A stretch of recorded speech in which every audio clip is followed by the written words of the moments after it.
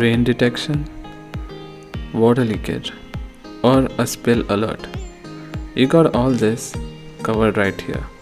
So welcome to Electronics Simplified. So for the project, we are going to need a sensing pad. It's the FC37 sensing pad. It will help us to detect the water spill. The resistance varies with the amount of liquid that is dispersed on it. The copper traces make the conductivity possible. Next, we will need the LM393 comparator. So basically this is a voltage comparator. It has two inputs for the voltage comparisons right there, and the comparator also has 4 more pins, that is A0, D0, VCC and grounds. These pins are basically connected to the microcontroller. So the comparator has the potentiometer at the back so that you can adjust the digital output sensitivity. Next, we need the Arduino Uno. The Arduino Uno is going to process all the data for us, whether may it be digital or analog. We'll need jumper cables. This time we will need 2 sets. One is going to be female to female, and the other set that we need is a male to female. So that's all. And in case we are forgetting something, that's the USB cable. Alright, so now let's have a look at the circuit diagram. So you can have a clearer version of it in the description.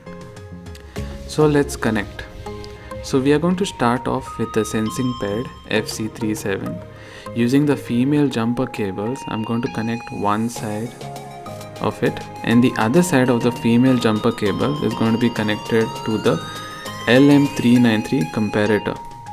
Now basically these are the input pins. Okay, so whatever voltage that comes across this terminal is going to be compared. Now remember that the VCC is going to be connected to digital pin 7 because we do not want any type of corrosion to take place, okay, on our sensing pad. Alright, now let's gather the other jumper cables. Okay, so we can connect D0, VCC and ground on our comparator, and these pins are going to be connected to my Arduino. So let's have a look at the Arduino. We are going to use pin number 7 and pin number 8. Pin number 7 is basically going to be for the power supply, pin number 8 to read the input. So in case you've been watching this till now, okay, I would just remind you to subscribe to my channel. Alright, so the VCC is going to be connected to digital pin 7 on the Arduino, and the next pin that we have is the ground. Alright, so connect the ground to the ground on the Arduino, and the last pin that remains is the sensor pin D0, so you can connect it to pin number 8 on the Arduino. Alright, so most of our connections are done and the connections are complete. So let's code the Arduino. Now here I have a few notes written here in the comments, which means I have mentioned about the digital pin 7, why it is used as a power pin. You can also read more on the website. Now here the pins 7 and 8, 7 is used for power and pin number 8 is used for the sensing. Okay, and these are my output and input pins that I've mentioned respectively. Now my power is off initially, and I'm going to read the sensor value using this read range sensor function, which is mentioned below. So I am actually turning on the sensor only when I need to take the reading. Okay, so whenever I need the reading, that is the only time I'm going to turn the sensor on, or else the sensor will be turned off. So basically this is done so that we save it from corrosion. Okay, now the sensor value that I read is going to decide whether it is clear or and no rain, or whether it is raining, or you can change it to dripping or whatever you like to be printed. Alright, I'm taking a reading every 10 seconds. You can increase the frequency if needed. Alright, so now it's time to upload the code.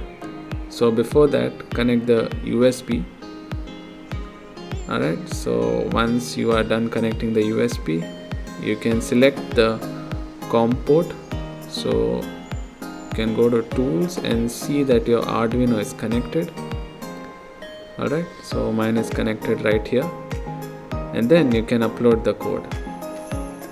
Now once the code is uploaded, okay, you will be able to see the output on the serial monitor. Okay, so you will have to open the serial monitor. Again, you will have to go to tools.